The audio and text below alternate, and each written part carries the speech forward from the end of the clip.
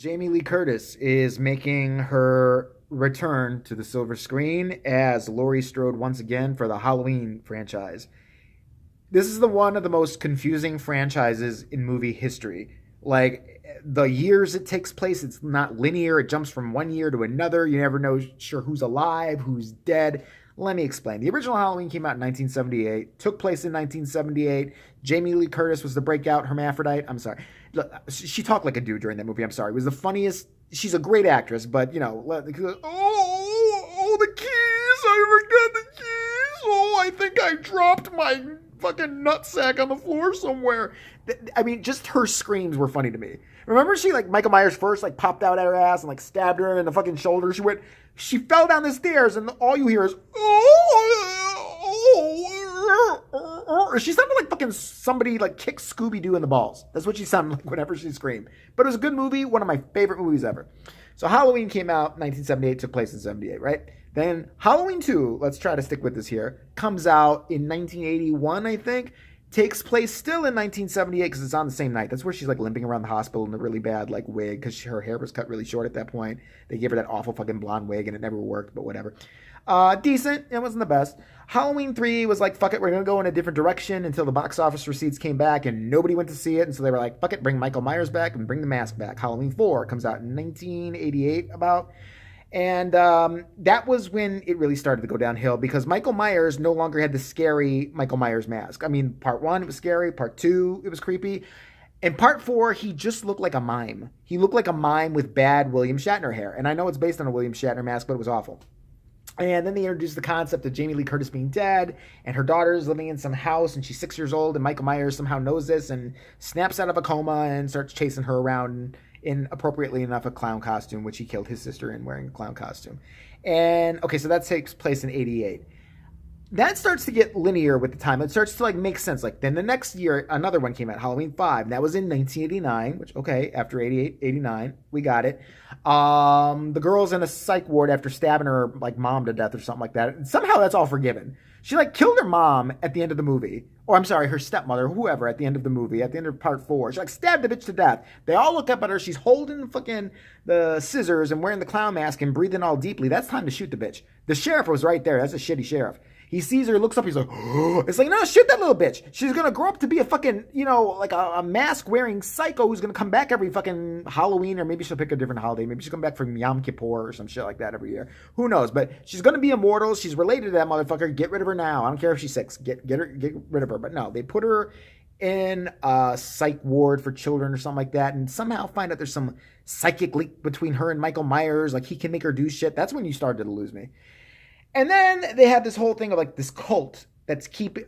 Well, let me backtrack. In Halloween 5, there's a mystery man walking around, a mystery man with black boots. And I remember seeing this in the theater. Like, I'm fucking confused. What is this guy doing? At the end, he breaks Michael Myers. I was going to say Michael Jackson. He breaks Michael Jackson out of jail. No, he breaks Michael Myers out of jail. The funniest part of that movie, part 5. Does anybody else notice that Michael Myers got to keep his mask in jail?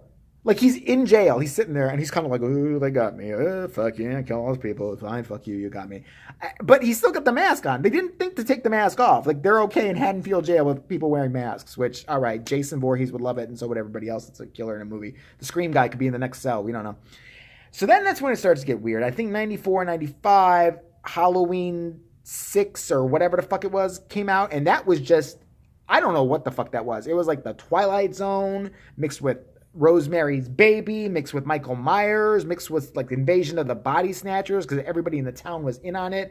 They introduced Laurie Strode's parents as a mom who's a punching bag and a dad who's a nasty asshole.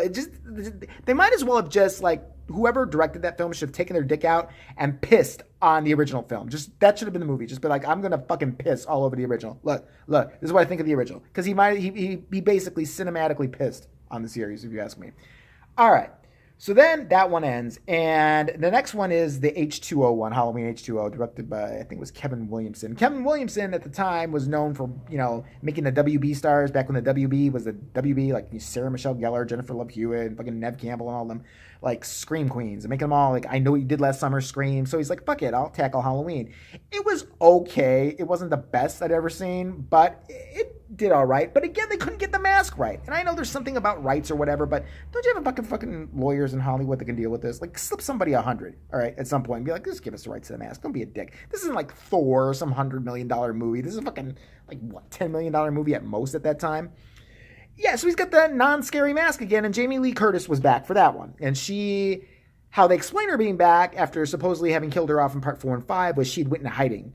And apparently they never mentioned the daughter that she abandoned because she had a daughter, but whatever. Okay. So at the very end, she saves her son and all's good. And she chops Michael Myers' head off. And I remember seeing that movie and some guy going, well, now they can't make a sequel. And I remember thinking, they're stupid. They're Hollywood. They'll make a sequel. So then next year, 2 years later, Halloween Resurrection came out. The worst one I'd ever seen in my entire life. First of all, why is Tyra Banks in a movie ever? She can't act. Her forehead distracted me because they could have shown the movie on her fucking forehead. It was so big. It was like out to here. Buster Rhymes was in it, talking gangster shit every 5 seconds. I was like, what the fuck is this? Isn't Boys in the fucking Haddonfield Hood? What is it? He was like, yo, Michael Myers, that's whack. What the fuck you gonna do, Mikey? Yeah, boy, you know what I'm saying? I was like, what the fuck is this shit? And the biggest sin that they did was to kill Jamie Lee Curtis's Laurie Strode character off in the first 5 minutes of the film. Michael Myers somehow gets past security in the hospital. These hospitals aren't worth shit that she's staying in. It's the hospital's fault. And chases her up to the roof, and she traps him on a rope or something like that. And then he's like, nah, bitch, gotcha. And he stabs her literally in the back. And she decides to give him a kiss on the cheek. Like, mwah, and then she just falls to her death, supposedly. All right, so we're all caught up now. And now, well, no, we're not. So then the horrible remake from Rob Zombie came out, which I have my thoughts on. I'm sorry, it's a very Jerry Springer Halloween. Every 5 seconds, I mean, when a character's saying, I'm going to skull fuck you if you talk to me that way again, it was fucking white trash Halloween. It didn't make any sense. The girls talk like little porn star whores. None of them were likable. The new Annie, the new Linda, the new Lori. Lori was annoying in that one. That Lori, I wanted her to die. I was like, please kill her. She was fucking annoying. This is with her annoying little hipster glasses and shit like that. Danielle Harris whipping out her tits, talking all slutty and shit like that. And the other one just being an annoying cunt. I mean, they were assholes. Everybody in the movie was an asshole. And then Rob Zombie, of course, like he does with every movie, had to make his wife the center of everything. Like, you know, like had to have a very important role. She was Michael Myers' mother. Michael Myers' mom had no role in the original except to like go, like that's all. If he would have had the bitch do that, that's fine. And the problem I have is, you know, his wife, she can't act for fuck. She can't act at all. She couldn't act if her life depended on it. It's embarrassing, her acting. Beautiful woman. I mean, she's getting a little bit up there now. She needs to cut, you know, with the short shorts and shit like that. I mean, she's like 50 or some shit. But, you know, stop it. So then he's got to go even further. Rob Zombie does a Halloween 2, his Halloween 2, which was even worse than his bullshit Halloween 1. Although I will give him credit that the hospital scene, which actually turned out to be a dream, was good in his Halloween 2. I'll give him that. Laurie Strode in that one, he turns her into a goth chick, emo, wannabe bitch who's bitchy every 5 seconds and just, fuck you, fuck society, woo! And then, like, she's living with Annie, who's fucked up in the face, and everybody, it's still very white trashy, and she makes some hipster friends that work at coffee shops, and at the end, Annie is, like, brutally raped and, like, sliced up and blood's everywhere, and it's just, it's a Rob Zombie movie, but it means it's trash. So, and of course, again, with the wife, I knew he would put her in there somehow because he can't not put his wife in a fucking movie. I think he's got an addiction to putting his wife in a movie, even though she's a horrible actress. He figured out a way to put this bitch in the entire movie by making Michael Myers' motivation in Halloween 2 of Rob Zombie's version be, you know, getting family together or avenging his mom or some bullshit. The bitch is in every 5 seconds like, Michael, go kill the people that you need to kill. Michael, she's always carrying her, you know, walking with a white horse and in a wedding gown or something like that. I'm like, what is this bitch in the movie? Why is it? We're going to do the mom angle. Norman Bates covered that. Jason Voorhees has got that whole unlock. I mean, the whole reason he's killing all those motherfuckers at Crystal Lake is because, you know, he saw one of them kill his mama. One of those bitches cut their mom's head off and, hey, then you got to kill a motherfucker. I get it. It's just to put that bitch in the movie. So, now we get to Halloween. I think it's the Halloween after the last Halloween. I forget what they're even calling this one. It's being shot currently. And the big news was that Jamie Lee Curtis is returning. And I did a head scratcher because I'm like, is she not dead? Hasn't she been killed pretty much twice in the movie? Like in part 4, she was considered dead, but I'm guessing she faked her death because that's how they explain it in part H2O. And then then she's killed off again in Halloween Resurrection, stabbed in the back. So what the fuck? I mean, I'm thinking what happened is Jamie Lee Curtis got tired of talking about how many shit she takes from eating that Activia yogurt. Come on, what was she doing with that? Like, Activia yogurt, it'll keep you regular. It'll keep you regular. It was like, listen, Mike Myers should have got you because that's just stop that. But she needed a paycheck, and God bless her. I love her returning to, form and being the character again. And John Carpenter's involved in this one, so I've got a little more faith in it. But I still have to scratch my head and go, what the fuck? She posted a picture of herself in the exact same outfit that Laurie wore in the original, and said something like, I'm going back to Haddonfield to fight my brother again.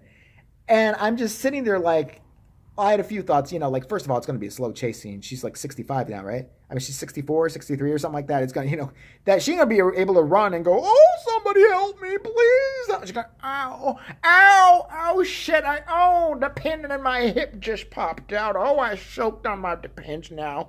Yes, I peed in myself. Oh, Lord, he's still chasing me. Let me see if I can catch the bus real fast. I think I have some change in here, along with some cough drops for the youngins. What the fuck are they going to do with her? Honestly, is she going to be the mom of somebody? Are they going to explain any of this? I think they should just go totally batshit crazy.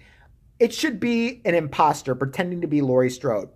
Hear me out. It should be an insane person at the end you find out is pretending to be Michael Myers, and the reason they're pretending to be Michael Myers is because the killer at the end is revealed to be Jamie Lee Curtis. But she won't be Jamie Lee Curtis in the movies. She'll be like Linda Smith or something like that. And she'll have been driven crazy by her whole life being compared to, like, you look like that Laurie Strode bitch. And she decides, fuck it, maybe I am that Laurie Strode, but she's like mental or something like that. And she's been wearing the mask and fucking, stabbing people in Haddonfield and shit. I don't know what else they're going to do. Although, again, how are you going to explain those chase scenes? She can't exactly pick somebody up, with 63 years old. Like, I'm going to pick you up by your neck, youngin', and stab you right through the chest and pin you to this wall. Really creative, like. I just don't know how they're going to do it. I'm excited to see how they're going to do it, but here's what I'm thinking. Halloween Resurrection is going to be a dream. Calling it right now. Halloween Resurrection, the part where she gets stabbed, I think they might touch on it, because some people are going to go, what the fuck already like that. It's going to be a dream. She's going to wake up somewhere. They might just totally ignore H2O. I think they will, but I'm not sure. But I am anxious to see what happens. But again, everybody's talking about excited they're getting shit. It's still about fucking over a year away. I mean, we got a while. We got a long ways to wait. I mean, sure enough, shit's going to be leaking out soon enough wherever they shoot this. There's going to be like, pics on cell phones from people that are watching the shooting and shit like that. We'll probably have the whole thing spoiled for us by Christmas time, but that's all right. So she's returning. I'm excited, but what the, okay, why don't they bring everybody back? They should bring all the kids that got killed in the original back. Bring them all back, like a senior citizens version. Bring Annie back, bring the original Linda back, bring them all back. Have Rob Zombie direct it, stick his wife in some fucking role that has to be in there every 5 seconds. Make it the shit show it might be. But if it's good, I'm hoping it's going to be good. I mean, fingers crossed, but I don't know. I'm excited, but I'm worried.